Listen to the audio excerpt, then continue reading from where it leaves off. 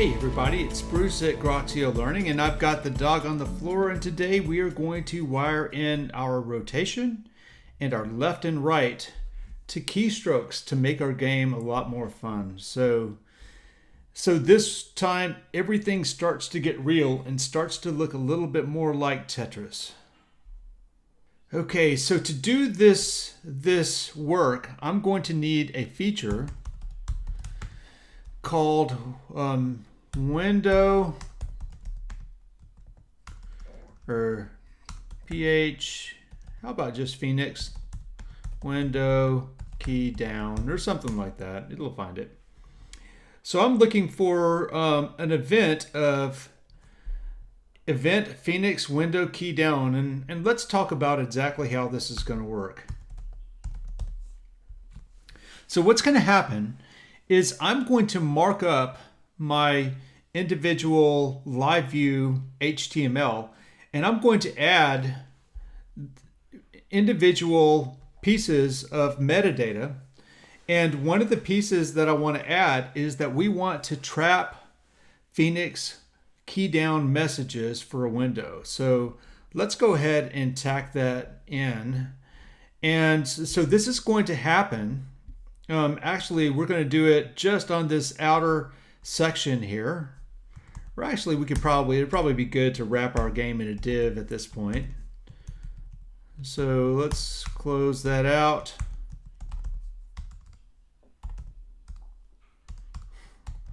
Can't type today. Okay, and then we need that that attribute so that this particular attribute right here. And then we're going to want to track to see what that's going to be. So it's going to send an event whenever a key, when the key down happens. So there are two events for each keystroke. One is key down and one is key up. And let's say that this is a keystroke event. So let's go ahead and run this much. And so our Tetris game is running here and it's spinning wildly out of control. Let's press a keystroke.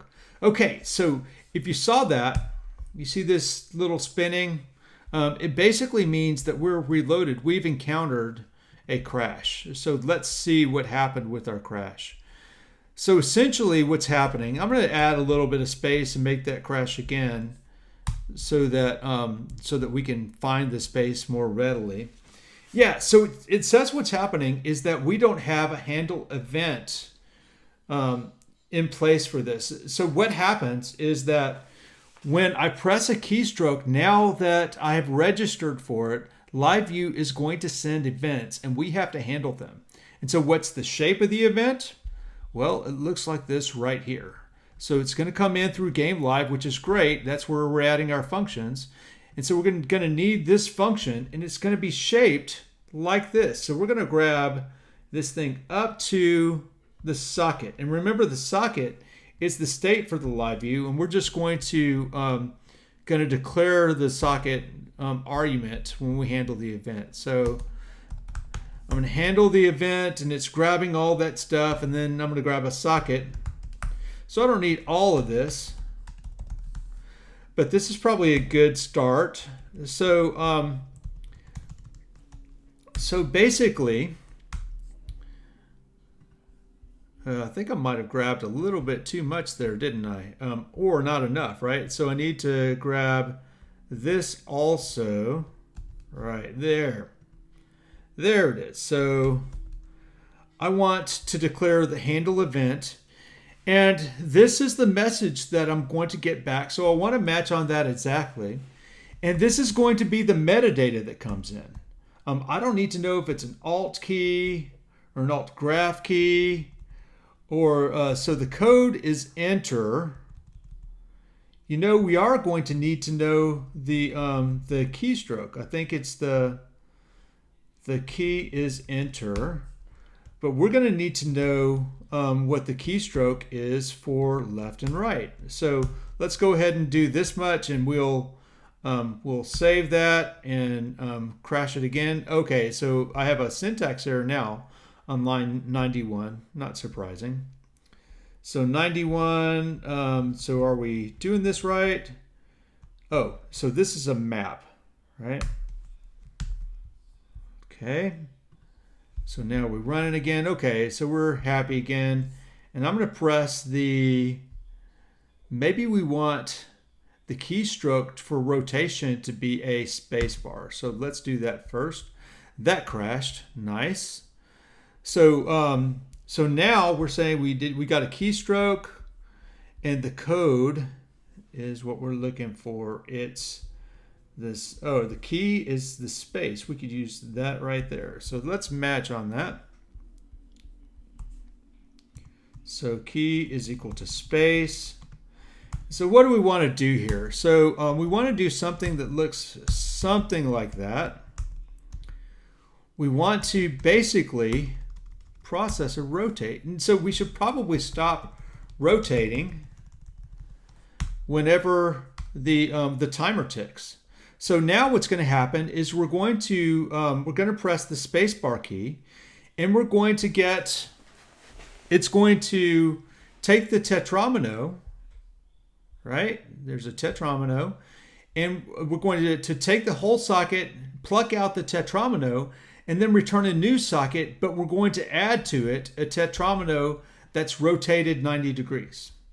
So now I should see these shapes falling, and let's wait for one that I could tell is rotating. Oh, so did I not save? I didn't save. Yeah, that's my bugaboo, right? So we can rotate. Yes, space, space, space, space.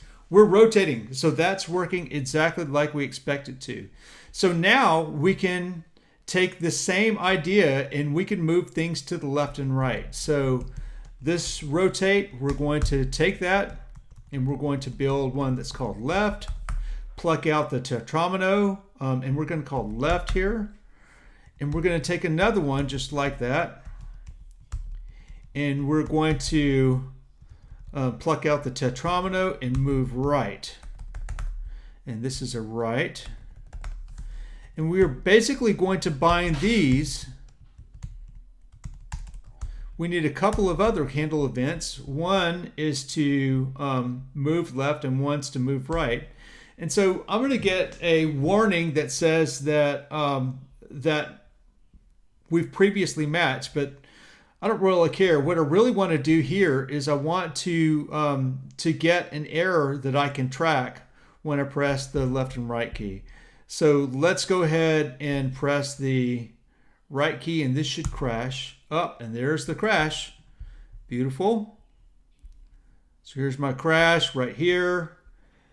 Yes, so the code is arrow right, and the key is also arrow right. So I'm going to guess that this is right. So this can be left. I'm going to guess that the other one is going to be left. I think that's pretty safe. And we're going to make this right.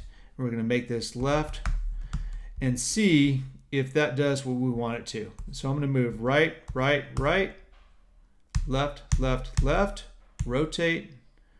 And my rotate crashed me. I'm not sure exactly what happened with the crash and the rotation. Oh, you know what? I bet I ate my rotation. So left and right and rotate.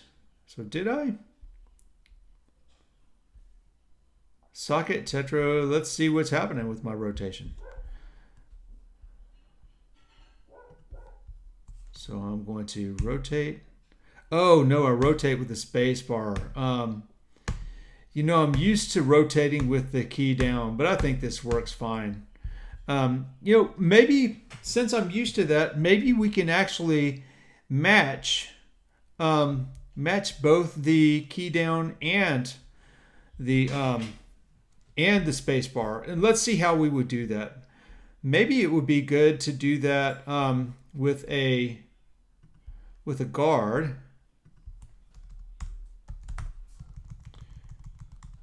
When key in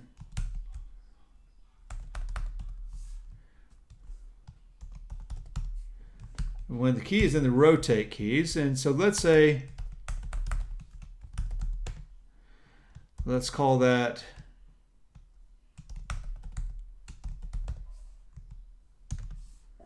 and a space, right? So when it's one of those, I want to rotate. Okay, this will probably save me some time in the long run. So that's space, and here's the down arrow, and both of those rotate just fine. Okay, so that's really all we have for this particular episode. This is pretty short. Let's just talk about what we did. So the LiveView model, remember, is that we're going to take an inbound request. It's going to come in through the router, right? So the user types game, and I'm going to start my LiveView right here. And the very first thing that happens in the LiveView is I'm going to do a mount, and this establishes data. Remember, a socket is the data for LiveView. And if we define our functions to take sockets, and then Elixir is going to reward us, and that's what's happening here. And so it's pretty interesting that we can see that that all we're doing is building a reducer over the socket, right? So we take the socket, we add a new tetromino, so that's the tetro.new, and then we add the points here to render the show.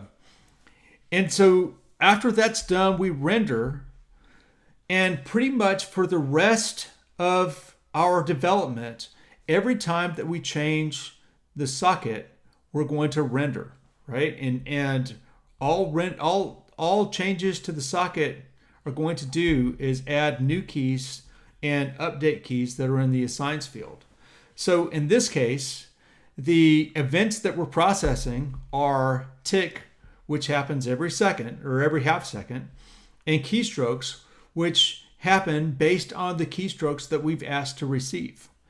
And so there are a number of different events. All you're seeing is the event for Phoenix window Keydown, which means capture the keystroke, or at least the key down part of the keystroke, for the entire window, which is really makes a beautiful API. That means that at any given time, I'm either thinking about rendering one version of assigns, this particular frame of the game, or I'm worried about changing one tiny bit of state based on an event. And when I build my software in that, where I'm addressing one concern at a time, it turns out to be an excellent thing and a beautiful abstraction. This is Bruce and the dog on the floor for Groxio Learning. We'll see you in a bit.